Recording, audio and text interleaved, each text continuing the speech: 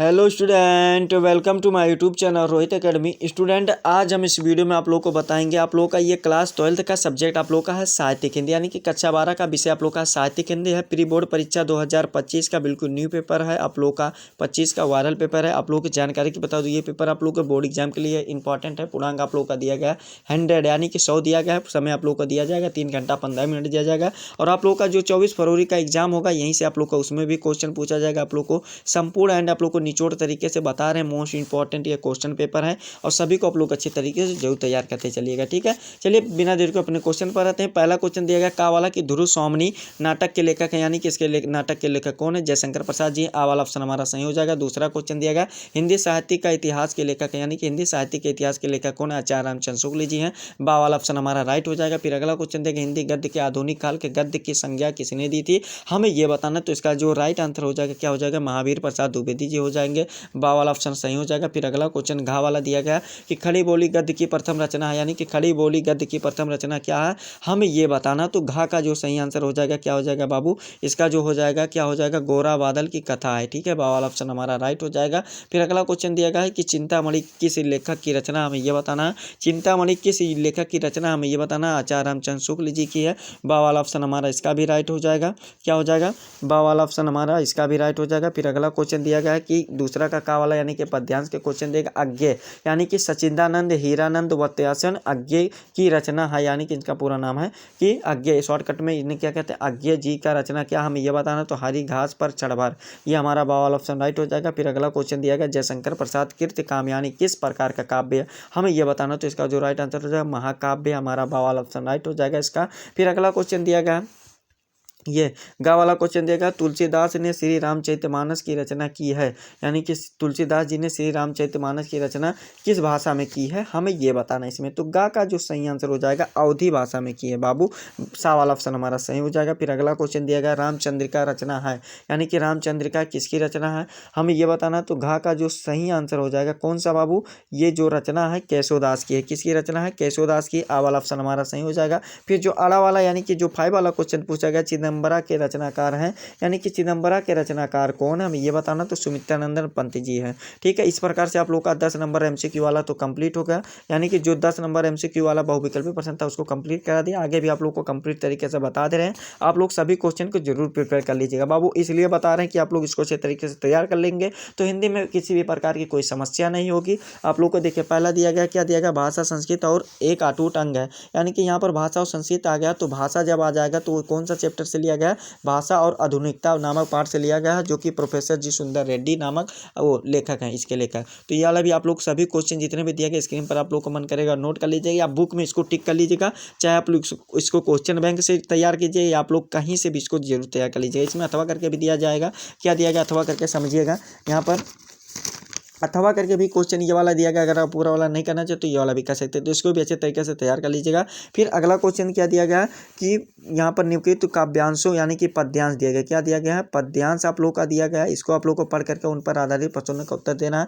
10 number का question दिया गया। क्या दिया गया है यहाँ पर समझो बाबू कि सुख भोग खोजने आते सब आए, तुम करने सत्य खोज, जग की मिट्टी के पुतले जन, तुम आत्मा की मन की मौज, जड़ता हिंसा स्पर्धा में भर, चेतना अहिंसा नम्र ओज, चेतना अहिंसा नम्र ओज, और पशुता का पंकज बना दिया, और तुमने मानवता को सरोज। ये वाला जो आप लोग का दिया गया, इसके आप लोग को अच्छे तरीके से सभी क्वेश्चन 5 क्वेश्चन रहेंगे। 10 नंबर का आप लोग का ये क्वेश्चन रहेगा, यानी कि कितना नंबर? 10 नंबर रहेगा। तो इसको भी अच्छे तरीके से तैयार कर लीजिएगा। और ये वाला नहीं करना चाहते तो इसमें अथवा करके भी आप लोग के लिए ऑफर दिया जाएगा, नीचे वाला भी कर सकते हैं, ठीक है।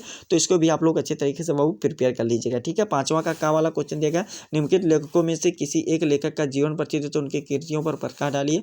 5 नंबर का क्वेश्चन है। का वाला दिया गया कन्हैयालाल मिश्र प्रभाकर है, पंडित दीनदयाल उपाध्याय हैं, प्रोफेसर जी सुंदर रेड्डी हैं। तो इसको भी अच्छे तरीके से आप लोग तैयार कर लीजिएगा बाबू सभी को, यानी कि ये प्रोफेसर जी सुंदर रेड्डी और ये कन्हैयालाल मिश्र प्रभाकर को आप लोग तैयार कर लीजिएगा। और वसुदेव शरण अग्रवाल जी को भी तैयार कर लीजिएगा, कि इनको शॉर्टकट में अग्रवाल जी कहते हैं। क्या कहते हैं? अग्रवाल कहते हैं, यानी कि अग्रवाल जी को आप लोग तैयार कर लीजिएगा। किसके लिए? बोर्ड एग्जाम के लिए, ठीक है। आप लोग को जितना बता रहे हो उतना अच्छे तरीके से जरूर प्रिपेयर कर लीजिएगा बाबू, बताना हमारा काम है, तैयार करना आप लोग का। खा वाला क्वेश्चन देगा निम्नलिखित कवियों में से किसी एक कवि का जीवन परिचित है तो उनकी कृतियों पर प्रकाश डालिए। मैथिल शरण गुप्त जी, जयशंकर प्रसाद जी हैं, और जगन्नाथ दास रत्नाकर जी हैं। तो इसको भी अच्छे तरीके से आप लोग तैयार कर लीजिएगा। 6 वाला क्वेश्चन है बहादुर कहानी का कथावस्तु की विवेचना कीजिए। और 5 नंबर का क्वेश्चन है अथवा करके दिया गया, ध्रुव यात्रा और पंचलाइट कहानी का सारा उद्देश्य प्रकाश डाली। तो ये वाला भी अच्छे तरीके से आप लोग तैयार कर लीजिएगा। फिर अगला क्वेश्चन देगा, स्वपठित खंडकाव्य के आधार पर किसी एक खंडकाव्य के एक प्रश्न को उत्तर दीजिए। 5 नंबर का क्वेश्चन देगा, मुक्ति यज्ञ दिया गया, सत्य की जीत दिया गया, रसीम रथी दिया गया, आलोक वृत्ति दिया गया, त्यागपति दिया गया, श्रवण कुमार दिया गया। तो जो आप लोग को जनपद में पढ़ना रहेगा उसको आप लोग तैयार कर लीजिएगा। अगर आप लोग कमेंट करेंगे बाबू कि किस पर हम कंफ्यूज हैं, हमें बता दीजिए कि किस पर पढ़ना हमें, तो आप लोगों को नेक्स्ट वीडियो उसी के टॉपिक पर आ जाएगा, सभी का खंडकाव्य लेकर के आ जाएंगे और आप लोग को बता देंगे और आप लोगों को तैयार भी करवा देंगे। ठीक है, लेकिन कब? जब आप लोग कमेंट करेंगे, इच्छुक होंगे तब। ठीक है, चलिए अगला क्वेश्चन देख लेते हैं। अगला क्वेश्चन आप लोग का संस्कृत से दिया गया, संदर्भ दिया गया। 7 नंबर का क्वेश्चन ये वाला तैयार कर लीजिएगा, अथवा करके दिया गया। आप लोग ऊपर वाला नहीं करना चाहते तो महाविद्वान वक्ता धार्मिकता वाला भी कर लीजिएगा। ठीक है, धार्मिकों वाला भी कर लीजिएगा। फिर अगला क्वेश्चन पद्यांश संस्कृत का दिया गया, ये वाला दिया गया, अथवा करके इसमें भी दिया गया। क्या होगा? ऊपर वाला नहीं करना चाहते तो नीचे वाला भी कर लीजिएगा। तो आप लोग वैसे दोनों क्वेश्चन को तैयार कर लीजिएगा, बोर्ड एग्जाम के लिए मोस्ट इंपॉर्टेंट क्वेश्चन है, बता दे रहे हैं। 9वां का क्वेश्चन का वाला दिया गया, उनके प्रश्नों में से किन्हीं 2 प्रश्नों का उत्तर संस्कृत में दीजिए। 4 नंबर का क्वेश्चन, इसको भी अच्छे तरीके से तैयार कर लीजिएगा। ठीक है, फिर अगला क्वेश्चन दिया गया 10वां, श्रृंगार अथवा करुण रस का परिभाषा उदाहरण सहित दीजिए। 2 नंबर का क्वेश्चन है। और फिर अगला दिया गया दोहा अथवा सोठा छंद का लक्षण उदाहरण सहित दीजिए। 2 नंबर का क्वेश्चन है। फिर अगला क्वेश्चन गा वाला दिया गया, सलेश अथवा दृष्ट अलंकार की परिभाषा उदाहरण सहित दीजिए। 2 नंबर का क्वेश्चन है, ये वाला भी अच्छे तरीके से तैयार कर लीजिएगा। फिर अगला क्वेश्चन दिया गया, निम्नलिखित में से किन्हीं एक विषय पर अपनी भाषा शैली पर क्या लिखे, निबंध लिखिए। 9 नंबर का क्वेश्चन है, इसको भी अच्छे तरीके से आप लोग निबंध लिख दीजिएगा। ऑप्शन के तौर पर क्या क्या दिया गया, बेरोजगार की समस्याओं समाधान दिया गया, सर्वधर्म संभव दिया गया, और फिर गोस्वामी तुलसीदास जी वाला दिया गया, साहित्यिक और समाज दिया गया।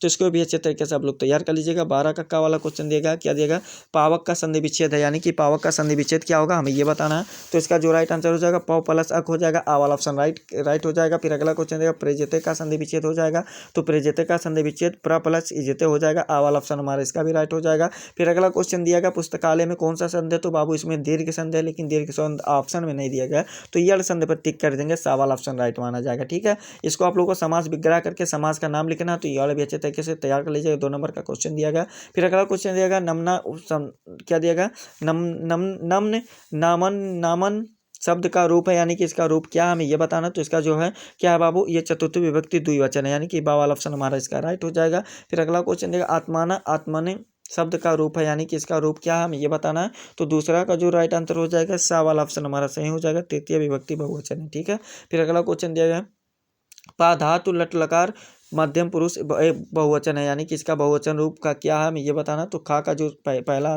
राइट आंसर हो जाएगा क्या हो जाएगा, पिबत हो जाएगा। क्या हो जाएगा, पिबत हो जाएगा। दा वाला ऑप्शन हमारा सही हो जाएगा। फिर अगला क्वेश्चन दिया गया, नी धातु लिट लकार उत्तम पुरुष का एक वचन का रूप है, यानी कि क्या हमें ये बताना है। तो इसका जो दूसरा का सही आंसर हो जाएगा नयम हो जाएगा। क्या हो जाएगा, डी वाला ऑप्शन हो जाएगा, नयम हो जाएगा। फिर अगला क्वेश्चन देखिए, कितना शब्द में प्रयुक्त है, यानी कि क्या है हमें ये बताना है। तो इसका क्या आंसर हो जाएगा, कुत्तो आ जाएगा। सा वाला ऑप्शन हमारा इसका राइट हो जाएगा। ठीक है, अगला क्वेश्चन है, महत्व शब्द में प्रत्यय है, महत्व शब्द में प्रत्यय कौन सा हमें ये बताना, तो हो जाएगा, ये हमारा राइट आंसर हो जाएगा।